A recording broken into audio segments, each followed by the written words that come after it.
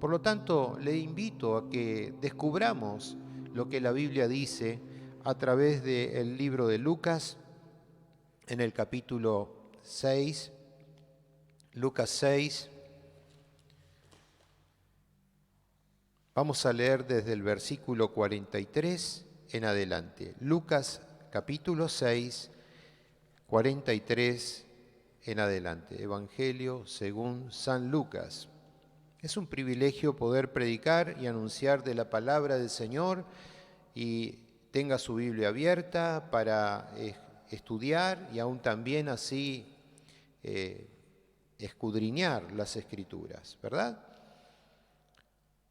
Leemos en la lectura bíblica que dice así: no es buen árbol el que da malos frutos, ni árbol malo el que da buen fruto, porque cada árbol se conoce por su fruto, pues no se cosechan higos de los espinos, ni de las zarzas se vendimian uvas. El hombre bueno del buen tesoro de su corazón saca lo bueno, y el hombre malo del mal tesoro de su corazón saca lo malo, porque de la abundancia del corazón habla la boca. Sigue diciendo el Evangelio según San Lucas a través de este mensaje: ¿por qué me llamáis Señor, Señor, y no hacéis lo que yo os digo?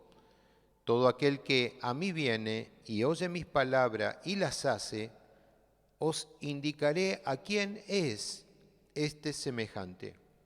Semejante es al hombre que al edificar una casa cavó y hondó y puso el fundamento sobre la roca. Y cuando vino una gran inundación, el río dio con fuerza contra aquella casa, pero no la pudo mover, porque estaba fundada sobre la roca. Mas el que oyó y no hizo, mas el que no oyó y no hizo, semejante es al hombre que edificó su casa sobre tierra, sin fundamento, contra la cual el río dio con fuerza y cayó, y fue grande la ruina de aquella casa. Hasta aquí la lectura de la palabra de Dios. Todos nosotros sabemos que la Biblia se explica a sí misma. La Biblia, la palabra de Dios, en su contenido nunca se contradice a sí misma, sino más bien da una esencia de vida para aquellos que la estudiamos, la meditamos y la vivimos, ¿verdad? Y en esta palabra nos habla acerca de que un árbol se conoce por sus frutos y produce, por supuesto, cada árbol un fruto. Jesús dice en esta palabra que de una planta de espino no se pueden recoger higos ni uvas. La pregunta que viene a mi mente en este momento: ¿por qué la gente buena siempre hace el bien? Lógicamente, algo tan sencillo de deducir. ¿Por qué? Porque el bien está en el centro de su corazón. Hay abundancia de bien en todas las arterias de su corazón.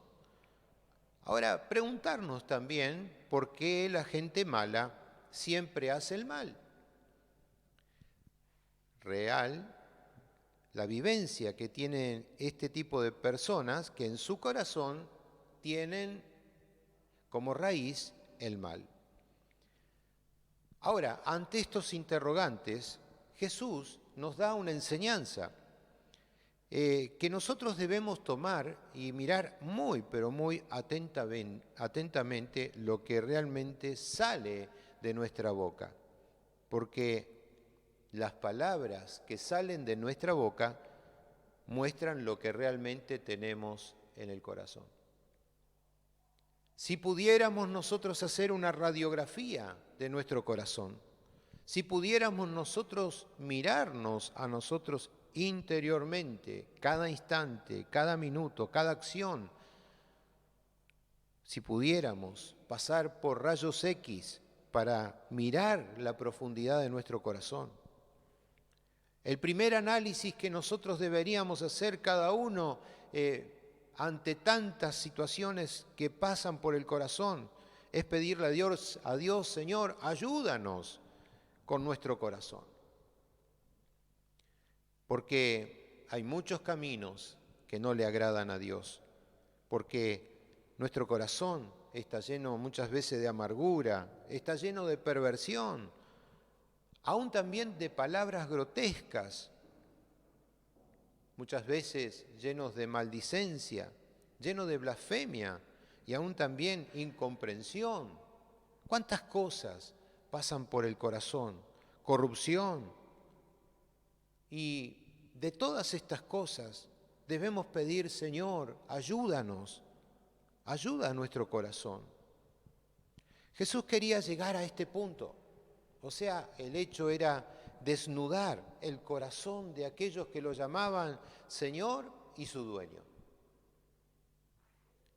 No todos aquellos que seguían a Jesús, o aún también en este tiempo siguen y dicen seguir a Jesús, le reconocen como tal, aun cuando muchos son aquellos que le dicen, Señor, Señor, tú eres mi dueño.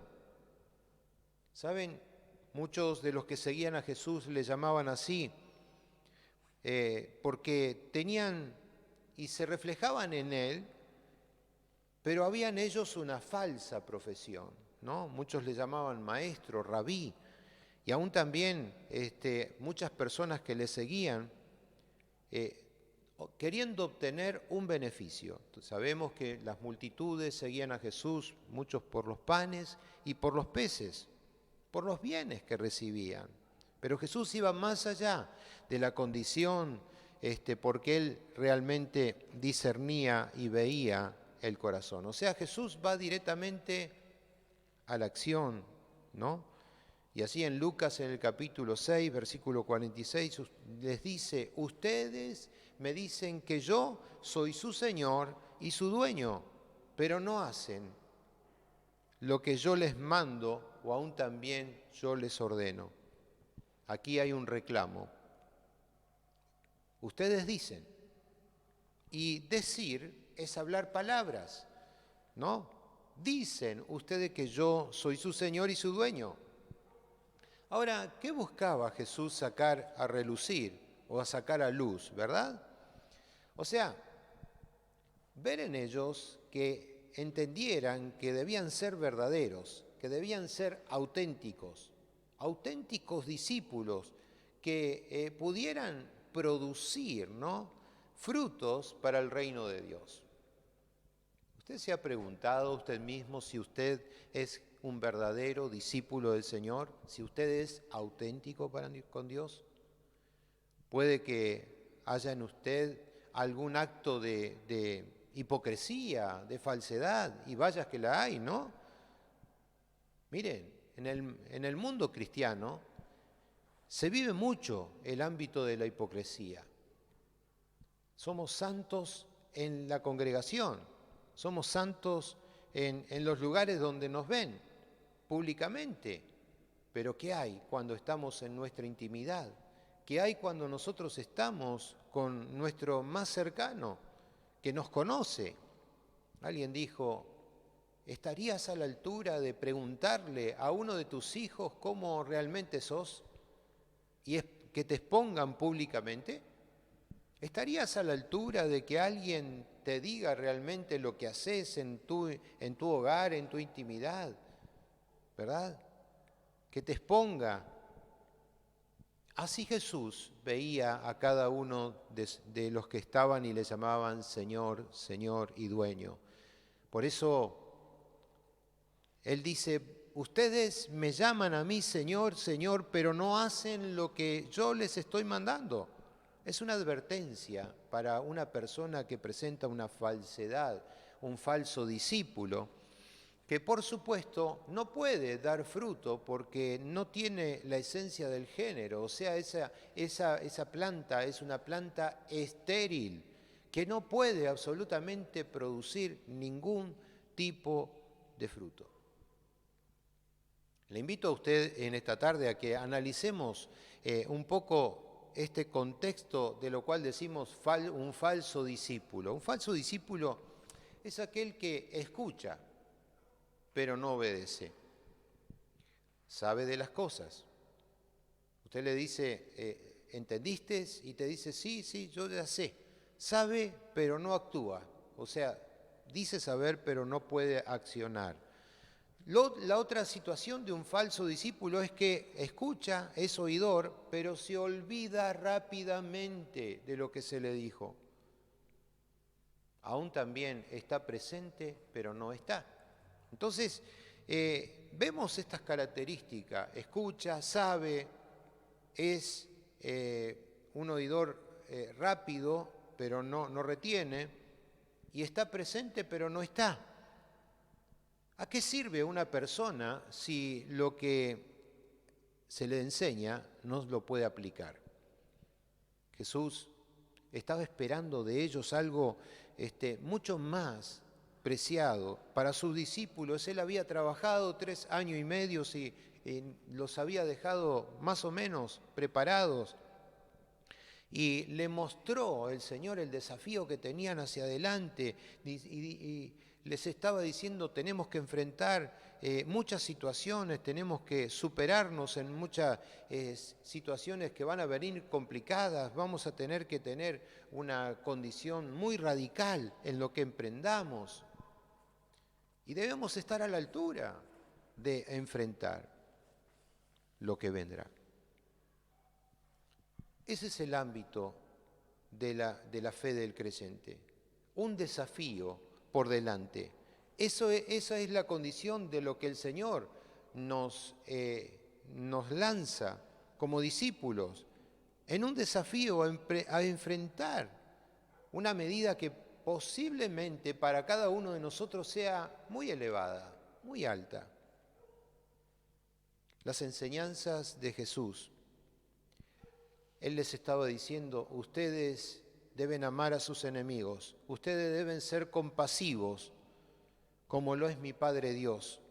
Dice, no juzguen ustedes, no condenen a las personas, perdonen, aprendan ustedes a dar, aprendan a ser generosos en el ámbito de la vida, sean aún también quienes bendigan y no maldigan a las personas, amen también a sus enemigos. Todas estas enseñanzas Jesús les enseñaba a sus discípulos. Dice, si estas cosas están en ustedes, ciertamente ustedes van a ser productivos, van a tener frutos, van a ser discípulos verdaderos. Qué pena nos da cuando hay acontecimientos sabemos de personas que comienzan bien, pero luego en un desliz comienzan a transitar por caminos que son caminos de perdición, caminos sinuosos, caminos donde uno dice, pero ¿cómo esta persona que proclamó la fe de Jesucristo ahora se encuentra de esta manera? No han seguido los consejos y las enseñanzas de Jesús, de ser compasivos, de no juzgar, de no ser, dadivosos, que al no practicar la generosidad, esa vida que el Señor nos da a través de sus mandatos para que caminemos. Dios, mis amados, nos prepara a cada uno. Nos prepara de diferente forma como preparó a sus discípulos. Cada uno tenía una característica diferente, pero estaban allí a la espera y en observación de los mandatos del Señor y veían que era la ley del reino. Y por lo tanto Jesús le decía, ¿ustedes realmente quieren seguirme? Pregúntese en esta noche, ¿cuántas veces usted le ha dicho, Señor, te seguiré? ¿Realmente ustedes quieren seguirme? Primeramente, le dice Jesús, para poder seguirme, ustedes tienen que aprender a escucharme. Tienen que aprender a escucharme, tienen que aprender a escuchar lo que estoy enseñando. ¿Saben? En la calidad de vida de los cristianos de hoy, vemos que tenemos mucha información y aún también poco tiempo de ejercicio. Hay realmente congregaciones que le dan un cursillo de 6 meses de enseñanza y luego ya son maestros, ya son discípulos y muchos aún también, pastores, líderes que con poco tiempo no pasan por la vida de experiencia de lo que es transitar el caminar con Cristo. Y después los resultados son completamente opuestos a lo que el Señor también adicta y enseña a su iglesia. Por eso el apóstol Pablo, estableciendo, dice que quienes están en el ámbito del servicio, de la maestranza, no deben ser personas neófitas. Y por supuesto esto indica que para ser productivo uno tiene que ser marcado en la experiencia. Para ser productivo tiene que estar anclado en la verdad del Evangelio. Para ser productivo, para poder seguir a Jesús, debemos aprender a escuchar sus enseñanzas, que se nos vienen narradas a través de las Sagradas Escrituras. Por eso el Señor les reclamaba a ellos. Y hoy nos reclama también a nosotros. Si ustedes me dicen, Señor, Señor, lo mínimo que deberían ustedes hacer es obedecer a lo que yo les digo. Lo mínimo que deberían tener en cuenta es obedecer mis mandatos, lo que he establecido. Hagan misericordia, sean compasivos, no juzguen, no condenen, aprendan a ser misericordiosos, a ser generosos, a ser retributivos, bendigan y no estén ustedes el maldecir a nadie. ¿Saben? Esta palabra nos desafía. Nos desafía a que nosotros cada día nos neguemos a nosotros mismos. Nos desafía a tener más compasión para con el prójimo. Nos desafía a que si hay muchos enemigos, preguntarte, ¿qué vas a hacer? ¿Qué vas a hacer?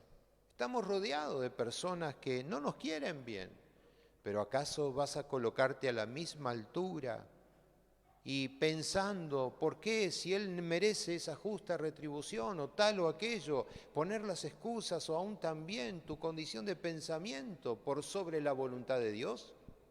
¿Quién es que gobierna tu vida? ¿Es Dios? ¿Es Dios?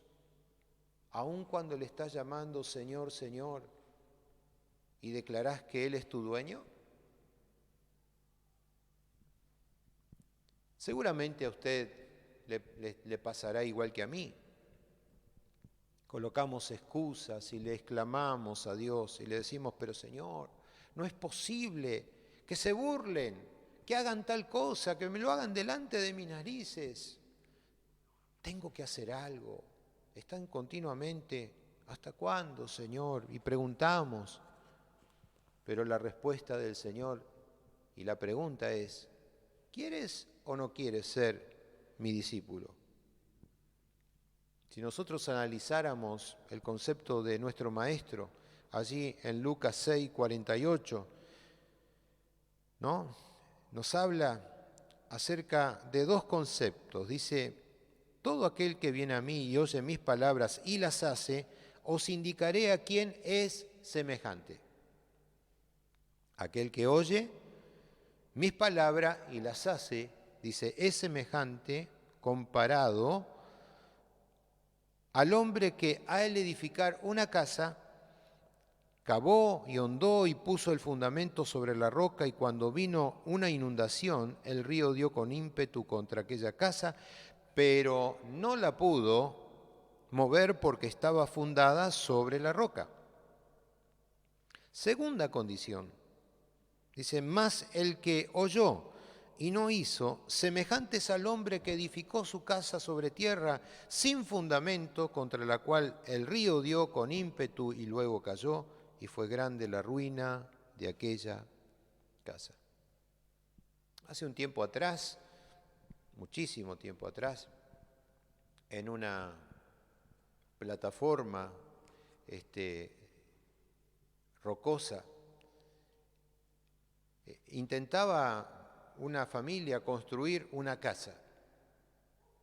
y se encontró con una base de tierra superior, pero en lo profundo había una roca de sedimento muy, pero muy dura, de la cual sobre una montaña comenzaron a traer maquinarias para buscar la parte más profunda de ese sedimento y sacar, sustraer, hasta colocar la base en esa solidez de esa roca. Pero les llevó muchísimo tiempo y mucho esfuerzo y mucho dinero poder edificar. Pero cuando terminaron esa casa sobre esa montaña, esa roca, el lugar tenía mucha, pero mucha seguridad y solidez. También he visto personas que construyen en islas donde todo es agua, todo es pantanoso, y se busca colocar unos pilotes que van hacia una profundidad de hierro, y sobre esos pilotes de hierro y luego revestidos con un material especial pueden hacer una casa que está por sobre el agua. ¿Qué piensa usted? ¿Cuál de las dos sería la más sólida? Algo tan que tenemos que usar el sentido común de las cosas. Aquí Jesús toma el sentido común y dice, todo aquel que viene a mí y oye mis palabras, y luego dice, y las hace, obediencia, le voy a indicar a quien es semejante, y colocas los dos ejemplos. Para tener una base sólida necesitamos cavar muy profundo. O sea, colocar el cimiento en la profundidad, hacer un hueco hasta lo más profundo. Se necesitan muchos elementos para profundizar sobre una roca, para estar seguro sobre ese fundamento. Esto indica que nosotros debemos profundizar nuestras raíces en la palabra de Dios, escuchar los consejos de Dios, que son sabiduría para nosotros, y quitar por alto todo concepto que digan, pero la necedad, ¿verdad?, que muchas veces tenemos. Quitar. Quien cava hondo, mis queridos, es porque seguramente desea seguridad. ¿Sí? Y Jesús, ante la perspectiva, porque ¿qué quería dar a conocer?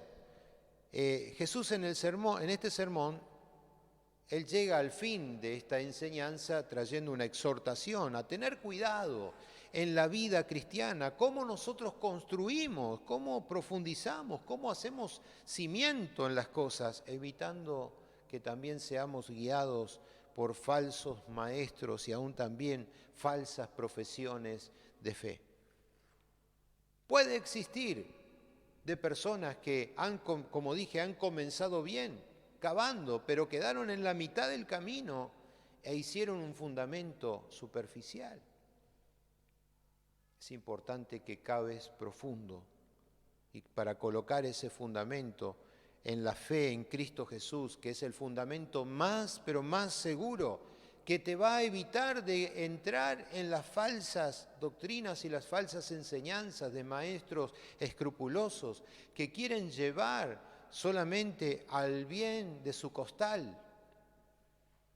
El Señor nos advirtió, cuiden ustedes de cómo ustedes construyen. Si construyen de la forma, dice, escuchando, pero no haciendo, semejante es aquel que edificó su casa sobre tierra sin fundamento, contra la cual, dice, vino el río, dio con mucha fuerza y luego cayó, y fue grande la ruina de aquella casa.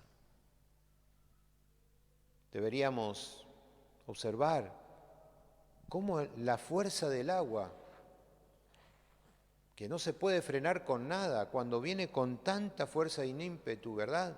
Allí, tiempo atrás, en Indonesia, donde el mar invadiendo el territorio, las Filipinas también han sufrido, y cuántos otros lugares que sufren el impetuoso mar que invade, ¿verdad? Y se lleva todo lo que encuentra a su paso. la fuerza de la creación, la fuerza de lo natural, que no se puede frenar. Mi amado, tú y yo debemos ser de aquellos que cabemos hondo, escuchando la voz de Jesús y siendo hacedores de su palabra, ¿no? ¿Para qué? Para que seamos ese árbol bueno, que lleva buenos frutos y, por supuesto, cuando hablamos de ese árbol bueno también nos está dando la enseñanza que representa el nuevo futuro de Israel, o sea, el estar con fruto delante del Señor. Ahora, si usted se ha cansado, usted dice, estoy cansado, ya no sé cómo hacer. Miren, hay muchos cristianos de esta manera. Ya he probado todo, estoy cansado y aún también cansado de los cristianos porque hablan mucho y hacen poco. Todos dicen, mejor no debemos ser solamente oidores, sino hacedores de la palabra. Es feo escuchar de alguien que nos diga de esta forma, ¿no? ¿Verdad? Palabras que son peyorativas, pero peor va a ser ese día cuando el Señor llegue a decir de algunos de nosotros, ¿no? Que yo no quisiera estar en ese lugar, que el Señor nos diga, ¿sabes qué?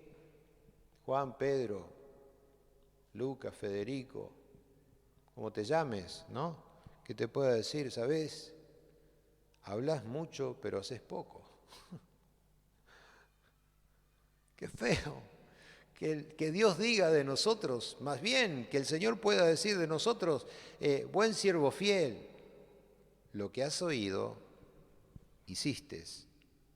Lo que se te fue enseñado, lo llevaste a cabo. Y por lo tanto, eres una persona, una planta productiva en mi reino. De eso debemos tener presente en nuestra vida.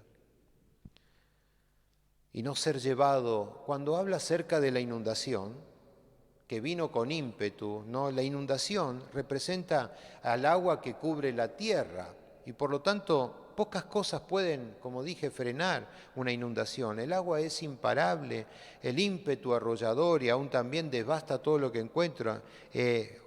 Y la inundación en el carácter del cristiano, podríamos analizar una inundación en el carácter del cristiano. Son esas tormentas que vienen hacia nosotros y que te hacen tambalear, nos hacen tambalear. Pero, ¿qué es lo que te sostiene? ¿Qué es lo que me sostiene? ¿No? Es esa fortaleza de la fe que tengo en Cristo. Es esa fortaleza la que me sostiene, la fe en Cristo y su diestra de poder. De esa manera nosotros podemos soportar todo tipo de tormenta, todo tipo de tempestades, toda situación y circunstancia que venga sobre nosotros. Aún podemos soportar a aquel que habla mal, aquel que nos hace el mal, mientras que nosotros decimos, Señor, bendecimos. Hay muchos cristianos que muchas veces piensan, Señor, ¿cómo voy a bendecir a aquel que me hace tanto mal? Solo con el amor, porque el amor cubre multitud de pecados. El amor todo lo soporta, todo lo espera, es paciente, es benigno. El amor de Cristo es lo que te hace sobreponerte ante toda circunstancia en la vida, cuando tienes ese cimiento que está sólido, ese cimiento profundo en el amor de Cristo. Eso sí es seguro, porque eso sí te va a dar una buena condición y una nueva perspectiva de vida, no llevado por doquier. Ahora, también preguntar, porque aquí dice que son aquellos que sufren pérdidas, ¿no? O sea, ¿quiénes son los que sufren pérdidas? Los que sufren pérdidas son los que, habiendo escuchado, no hicieron. Eso sí, sufrirán pérdida. Y saben, muchos desobedecen ¿por qué? Porque tienen falsas determinaciones o falsa profesión de fe.